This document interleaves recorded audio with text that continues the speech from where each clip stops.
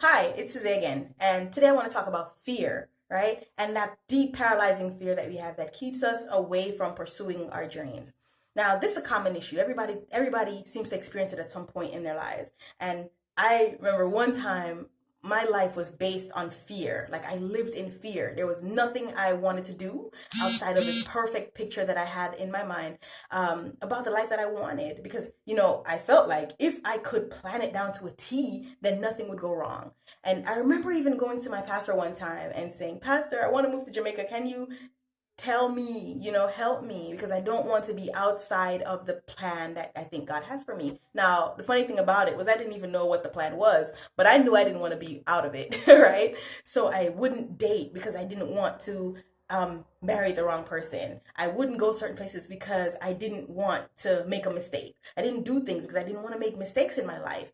But I was living in fear. So when life kind of showed up for me and showed me like it doesn't matter how much you plan, that you're not 100% in control, I was able to breathe a little bit and begin to trust life more to show up for me, to allow me to be successful, to follow through on its plans for me.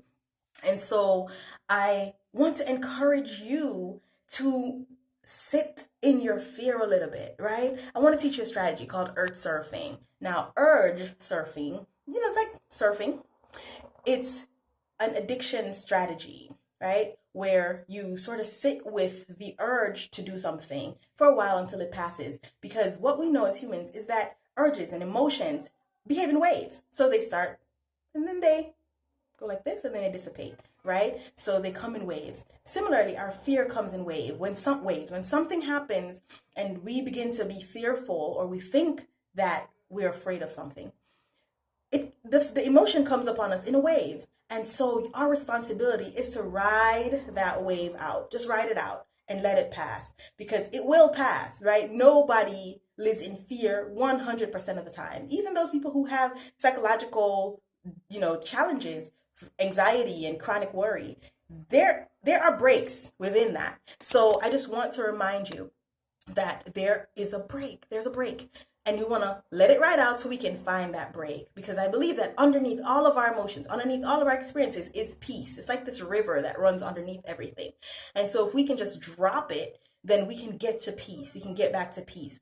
But that fear, which is paralyzing, and I'm not trying to diminish anybody's experience of fear, because it can keep you stuck and keep you from going after your dream and your vision.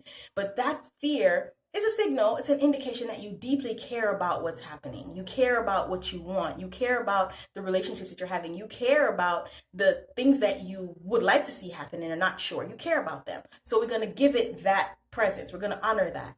That yes, we care about it, but also we don't care about it enough that we're going to let it run our lives, right? We're not going to let it run our lives. And so when you're in a relationship that doesn't feel good and you're not sure what's going to happen, the fear pops up its head. We're just going to let it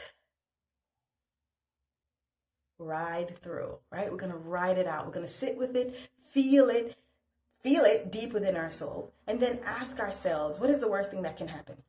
What's the worst thing that can happen if this fear were to actually be real? What's the worst thing that can happen? Oftentimes it's not death. And if it's not death, then you still have a fighting chance, right? Right.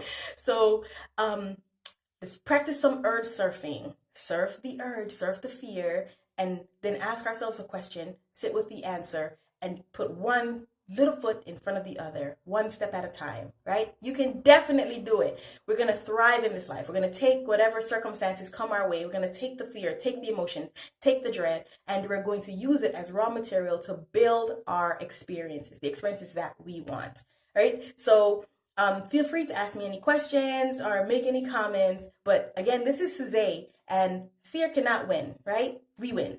So thank you for your time, and I'll talk to you soon. Bye-bye.